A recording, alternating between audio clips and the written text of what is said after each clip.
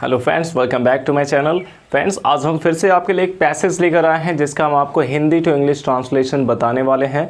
तो फ्रेंड्स, देखते हैं इस पैसेज में हमारा फर्स्ट सेंटेंस है कि यमुना नदी के किनारे स्थित आगरा एक पुराना नगर है। अब इस सेंटेंस में अगर देखा जाए तो इसमें कोई भी एक्शन नहीं हो रहा है और इसमें बात किसकी हो रही है? आगरा की बात हो रही है। जब कोई एक्शन नहीं हो रहा है तो ये एक सिंपल सेंटेंस है और इसमें जिसकी बात हो रही है वो हमारा सब्जेक्ट है। बात हो रही है आगरा की, तो सबसे पहले हम सब्जेक्ट यहाँ पे लिखेंगे आगरा। और इसके बाद फ्रेंड्स यहाँ पे देखिए आगरा के बारे में कुछ एक्स्ट्रा इन्फॉर्मेशन में दिया गया है कि यमुना नदी के किनारे स्थित है। तो अगर किसी नाउन के बारे में हम कुछ एक्स्ट्रा इन्फॉर्मेशन भी सेंटेंस में दिया गया होता है तो उसे हम फ्रेज इन अपोजिशन के रूल से लिख सकते हैं, उसके बगल में कॉमा लगा के। तो यहाँ पे हम आगरा के बाद अब कॉमा लगाएंगे और इसके बाद यहाँ पे लिख सकते हैं कि यमुना नदी के किनारे स्थित, यानी कि located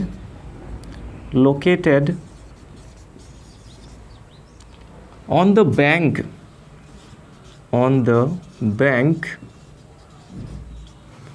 of the river Yamuna. Located on the bank of the river Yamuna, अर्थात यमुना नदी के किनारे।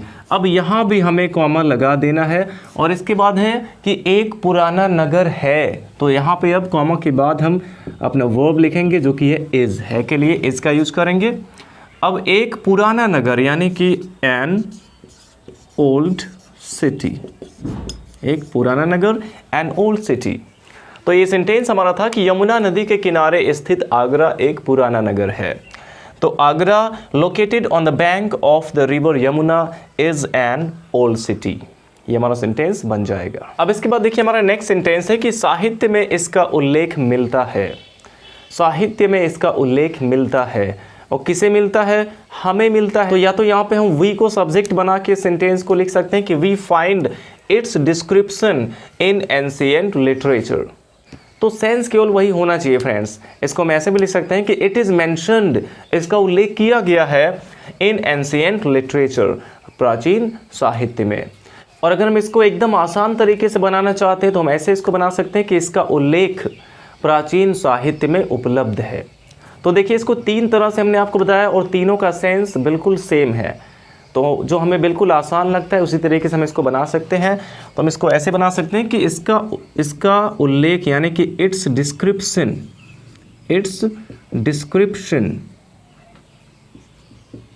इसका उल्लेख के लिए हो जाएगा इट्स डिस्क्रिप्शन।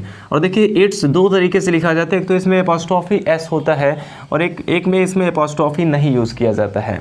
तो अगर एपॉस्ट्रोफी एस इसमें लगा हुआ है तो इसका मतलब इट इज़ होता है, लेकिन इसमें यहाँ पे हमें इसको as a possessive case use करना है, इसलिए हमें एपॉस्ट्रोफी का यूज़ नहीं करना है।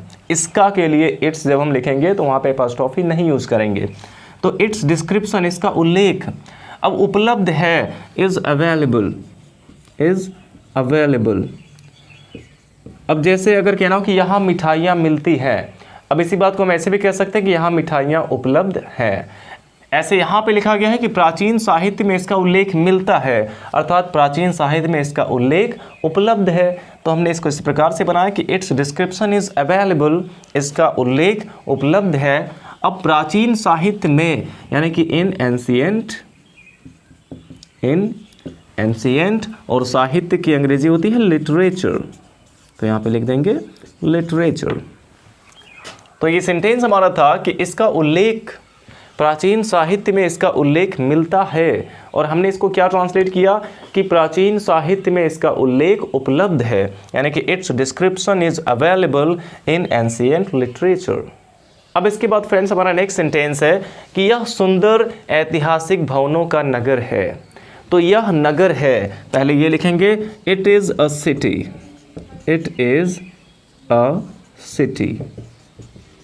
अब कैसा नगर है? सुंदर ऐतिहासिक भवनों का। तो का के लिए यहाँ पे हम ऑफ का यूज़ कर देंगे। It is a city of. अब सुंदर के लिए beautiful, it is a city of beautiful. और ऐतिहासिक भवनों का, ऐतिहासिक की अंग्रेजी क्या हो जाएगी? हिस्टोरिकल। और भवनों के लिए यहाँ पे हम बिल्डिंग्स का यूज़ कर सकते हैं। तो ये सेंटेंस हमारा था कि यह सुंदर ऐतिहासिक भवनों का नगर है। इसको हमने ट्रांसलेट किया कि it is a city of beautiful historical buildings. इसमें भी कोई काम नहीं हो रहा था, कोई एक्शन नहीं हो रहा था, इसलिए यहाँ भी इसका यूज़ किया गया है। इट इज़ अ सिटी, यह एक शहर है, एक नगर है, ऑफ ब्यूटीफुल हिस्टोरिकल बिल्डिंग्स, यानी कि सुंदर ऐतिहासिक भवनों का। आई होप इतना आपको समझ में आया होगा। अब इसको इरेज करके हम इसके आगे भी देखते हैं। तो फ्रेंड्स, इसके आगे देखिए यहाँ पे क्या आया हुआ है कि यहाँ मुगल कालीन अनेक इमारतें हैं।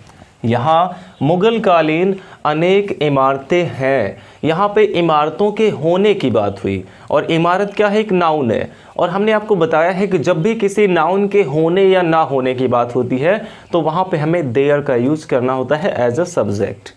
तो ऐसे यहाँ भी इमारतों के होने की बात हुई है, अर्थात सेंटेंस को हम स्टार्ट करेंगे देयर से। और इमारतें हैं, प्लूरल है ये, इसलिए यहाँ पे हम आर का यूज करेंगे देयर के साथ, देयर आर। अब अनेक इमारतें अर्थात many buildings, there are many buildings, यहाँ अनेक इमारतें हैं। और कैसी इमारतें, मुगल कालीन, तो यहाँ पे हम ऑफ का यूज कर सकते हैं, of Mughal period, of Mughal period.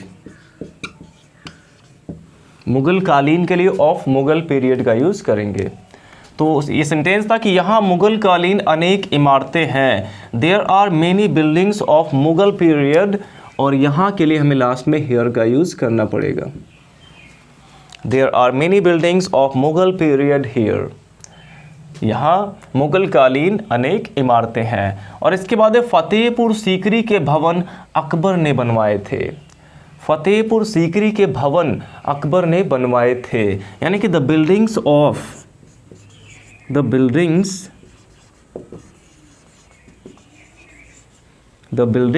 और फतेहपुर सीकरी एक स्थान का नाम है, छोटे स्थान का, तो यहाँ पे हम एट का यूज कर सकते हैं। The buildings eight Fatehpur Sikri, the buildings eight Fatehpur Sikri अब किसने बनवाए थे, अकबर ने बनवाए थे। तो वर बिल्ट अकबर ने, तो by Akbar, were built by Akbar हो जाएगा।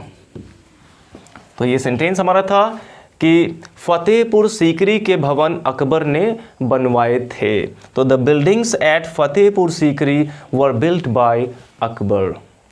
बिल्ड के साथ फ्रेंड्स हमें कोई पॉजिटिव वर्ब यहाँ पे लगाने की जरूरत नहीं है, सीधे हम लिख सकते हैं बिल्ट बाय अकबर। अब इसके बाद फ्रेंड्स हमारा नेक्स्ट सेंटेंस है कि मोती मस्जिद और ताजमहल शाहजहां द्वारा बनवाए गए थे। तो ये इसका भी स्ट्रक्चर सेम वैसे ही होगा। तो क्या बनवाया गया था, मोती मस्जिद और ताजमहल, यानी कि हम यहाँ पे लिख सकते हैं कि मोती मस्जिद।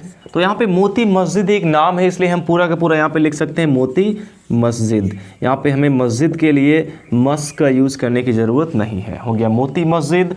और Taj Mahal and the Taj Mahal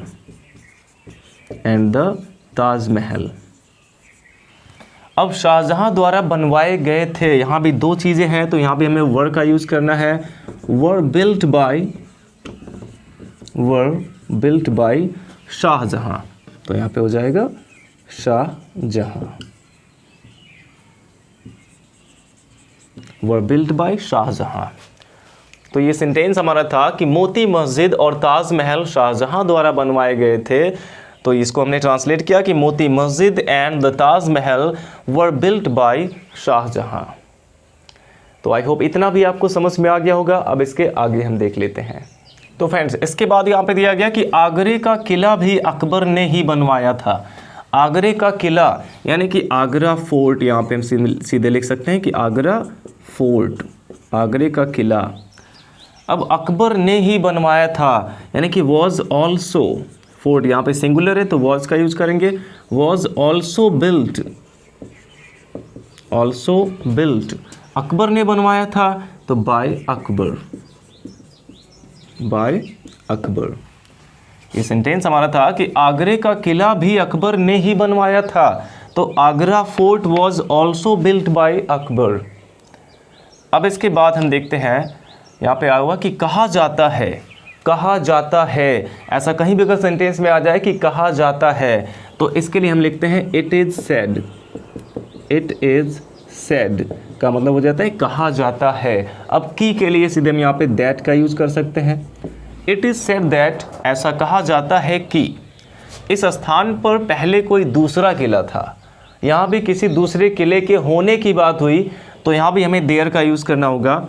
that there was, past time की बात हो रही है तो देयर वॉज। अब कोई दूसरा किला यानी कि एनदर फोर्ट, कोई दूसरा किला। देयर वॉज एनदर फोर्ट अर्थात कोई दूसरा किला था। अब इसके स्थान पर यानी कि in its place, in its place. तो इट इज़ सेड, ऐसा कहा जाता है that there was another fort, कि एक दूसरा किला था इन इट्स प्लेस, इसके स्थान पर। ऐसा कहा जाता है कि इस स्थान पर पहले कोई दूसरा किला था। तो पहले के लिए यहाँ पे हम बिफोर का यूज कर सकते हैं, in its place before. It is said that there was another fort in its place before. अब इसके बाद फ्रेंड्स यहाँ पे दिया गया है कि यहाँ का ताजमहल संसार का एक बहुत बड़ा आश्चर्य है। यहाँ का ताजमहल अर्थात आगरा का ताजमहल, तो यहाँ पे हम लिख सकते हैं कि the Taj Mahal of Agra, the Taj Mahal of Agra. अब इसमें क्या है कि संसार का एक बहुत बड़ा आश्चर्य है यहाँ पे आया तो इज़ का यूज़ करेंगे। The Taj Mahal of Agra is, एक बहुत बड़ा आश्चर्य, तो बहुत बड़ा आश्चर्य के लिए हो जाएगा a great wonder, a great wonder. अब संसार में है तो इसके लिए हो जाएगा इन द वर्ल्ड। संसार का है तब भी हम लिख सकते हैं इन द वर्ल्ड, या फिर ऑफ द वर्ल्ड भी लिख सकते हैं। तो the Taj Mahal of Agra is a great wonder in the world. यहाँ का ताजमहल संसार का एक बहुत बड़ा आश्चर्य है। तो देखिए फ्रेंड्स, यहाँ पे ज़्यादातर सब सिंपल सेंटेंसेस ही हैं, कोई टेंस का यूज़ यहाँ पे नहीं किया गया है।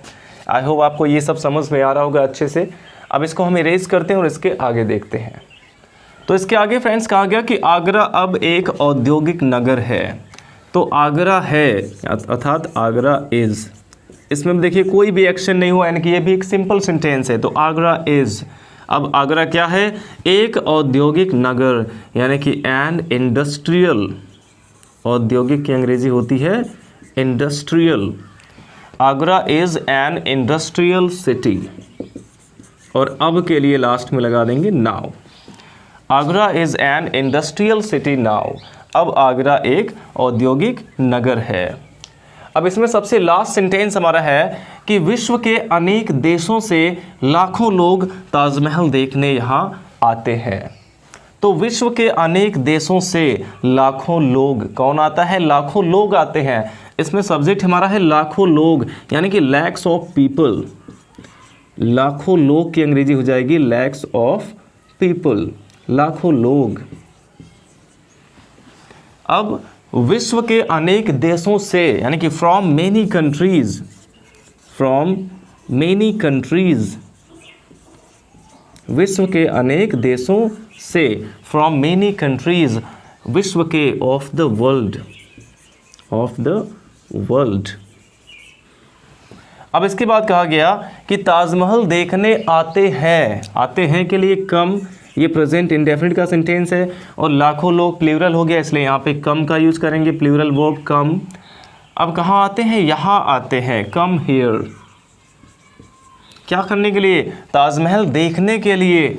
टू विजिट यहाँ पे लगा सकते हैं, या फिर टू सी का भी यूज कर सकते हैं, टू सी द ताजमहल।